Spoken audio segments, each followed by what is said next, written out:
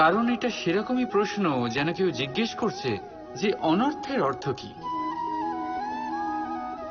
অনর্থ যখন হয়েই গেছে তখন তার অর্থ জেনে কি হবে। ঠিক সেইভাবেই সেই বন্ধুত্বের অর্থ কি, যাতে আপনার কোনো মতলব আছে।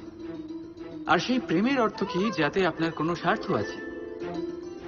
এই দুই ভাব এমনই যাতে আপনার কিছু চাওয়া উচিত নয়, শুধুই দেওয়া উচিত।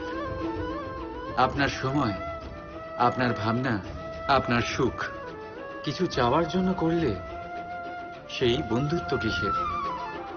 কিছু পাওয়ার জন্য করলে তা প্রেম কিসের?